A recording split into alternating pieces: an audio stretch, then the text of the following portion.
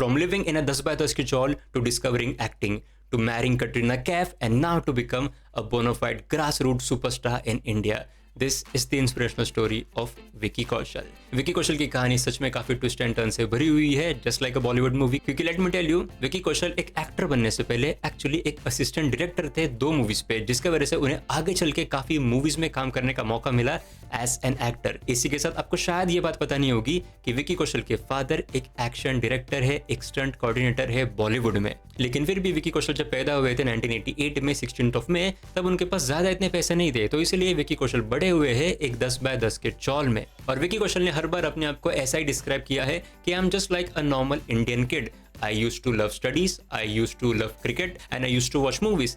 That's it. और यहाँ पे विकी कौशल के भी फादर का ऐसा कहना था कि यार विकी, तुम बिल्कुल भी एक्टिंग में मत आना, तुम बिल्कुल भी बॉलीवुड में मत आना, इसके बाहर ही अपना अच्छा खासा करियर कर लेना। और यहाँ पे विकी कौशल को वैसे भी स्टडीज में इंटरेस्ट थी, तो उन्होंने भी बात मान ली कि हाँ वैसे भी मुझे एक्टिंग करने में इतनी इंटरेस्ट नहीं है, लेकिन मुझे पढ़ाई में इंटरेस्ट है, तो आई परस्यू माई करियर इन पढ़ाई। और वो 2009 में बने एक electronics and telecommunication engineer from Rajiv Gandhi institute of technology. लेकिन यहाँ पे 2 काफी इंटरेस्टिंग मोमेंट्स हुए थे। एक इंडस्ट्रियल विजिट गई थी आईटी कंपनी में, जहाँ पे विकी कौशल ने फर्स्ट हैंड देखा कि काम कैसा होता है कंप्यूटर्स के सामने बैठ के, तो वहां पे उन्होंने डिसाइड किया कि नहीं यार, I want to become an actor, I can't do this. और दूसरा भी एक इंसिडेंट काफी फेमस है, जहाँ पे उन्हें एक आईटी की जॉब मिल गई थी जो उन्होंने रिजेक्ट करी थी और फिर एक्टिंग में जाने का फैसला लिया था। लेकिन हम ठीक है, फैसला तो ले लिया, लेकिन अब क्या, तो उन्होंने अपने आप को एनरोल करा था एक एक्टिंग इंस्टीट्यूट में, Kishore Namit Kapoor school of acting. और ये कोर्स था 6 महीने का। लेकिन ये कोर्स करने के बाद उन्हें एक्टिंग के जॉब्स मिल नहीं रहे थे। कोर्स तो कंप्लीट कर लिया था, लेकिन what about jobs, what about acting के रोल्स।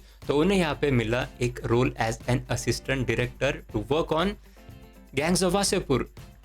या that's right, Vicky Kaushal actor बनने से पहले एक असिस्टेंट डायरेक्टर थे alongside Anurag Kashyap on the sets of Gangs of Wasseypur. और इसलिए विकी कौशल हर बार डिस्क्राइब करते हैं कि वो एक अनुराग कश्यप फिल्म स्कूल से आते हैं, क्योंकि उन्होंने फिल्म के बारे में पूरी जानकारी गैंग्स ऑफ वासेपुर के सेट्स पे ही ली है एज एन असिस्टेंट डायरेक्टर, जहाँ पे उन्होंने काफी कॉन्टेक्ट्स भी बनाए, जहाँ पे वो काफी बड़े बड़े एक्टर्स से भी मिले। और आपको पता है कि गैंग्स ऑफ वासेपुर पे कितने मंजे हुए थिएटर वाले आर्टिस्ट थे। तो यहाँ पे विकी कौशल को पहली बार ये रियलाइज हुआ कि मुझे भी थिएटर करना चाहिए, क्योंकि जितने भी सारे बड़े बड़े यहाँ पे एक्टर्स है, सबका बैकग्राउंड थिएटर वाला ही रहा है। तो इसके वजह से विकी कौशल ने उतना काम करने के बाद थिएटर में परफॉर्म करना शुरू किया। लेकिन दिस इज नॉट इट, क्योंकि अभी भी उनके पास एक्टिंग के मेन रोल्स मिल नहीं रहे थे। अब हम सबको पता है कि मसान वॉज विकी कौशल की पहली मूवी, लेकिन technically it was his second movie, क्योंकि विकी कौशल को पहली मूवी जो मिली थी उसका नाम था जुबान। और ये भी काफी इंटरेस्टिंग मूवी है, क्योंकि यहाँ पे वो एक ऐसे सिंगर का रोल प्ले करते हैं जो स्टैमर करता है। और इंटरेस्टिंगली इस रोल के लिए प्रिपेयर करने के लिए विकी कौशल ने actually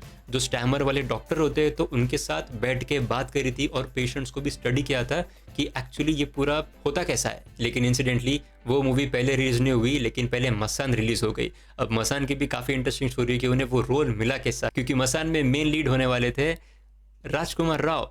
Isn't that interesting again? और यहाँ पे भी हमें ट्रेस बैक करना पड़ेगा अनुराग कश्यप की मूवी गैंग्स ऑफ वासेपुर पे, क्योंकि गैंग्स ऑफ वासेपुर पे काम करते हुए बस विकी कौशल ही नहीं थे, लेकिन मसान मूवी का जो डायरेक्टर है उन्होंने भी गैंग्स ऑफ वासेपुर पे ही काम किया था, जिसके वजह से उनकी पहचान थी विकी कौशल के साथ। और फिर जब बैकआउट किया राजकुमार राव ने, तब मौका मिला विकी कौशल को। और फिर मसान के बाद काफी मूवीज में अनुराग कश्यप के साथ ही काम किया है विकी कौशल ने, जैसे कि बॉम्बे वेलवेट, मन मर्जिया, राघव 2.0। लेकिन इन सबके बीच में पहली बार विकी कौशल एक हाउस होल्ड नेम तब बने जब उन्होंने राजकुमार हिरानी के साथ काम किया in the movie Sanju along side Ranbir Kapoor. लेकिन उतना भी इनफ नहीं था, उसके बाद उनका सबसे बड़ा ब्रेक था सरदाम उद्धम मूवी में काम करने का और उरी द सर्जिकल स्ट्राइक में काम करने का। और इनफैक्ट सरदाम उद्धम मूवी के भी बारे में काफी इंटरेस्टिंग फैक्ट है, क्योंकि वो जो रोल है वो लिखा गया था द लेट इरफान खान के लिए।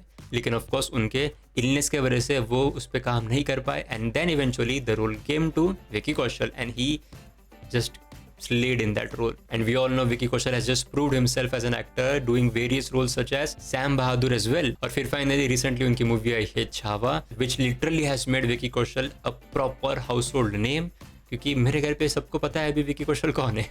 Vicky Kaushal is one of the most prolific actors in this country, and now he is definitely climbing the ladder of becoming the next superstar coming from Indian cinema. क्योंकि जो variety of roles वो कर रहे हैं, जिस स्टेजर पे वो roles कर रहे हैं, जैसी बढ़िया acting वो कर रहे हैं, and अभी finally काफ़ी recognition भी उन्हें मिल रहा है उनके सारे काम के लिए, both commercially भी और critically भी। I think this is just the beginning of the era of Vicky Kaushal. You can follow me on Instagram and Twitter.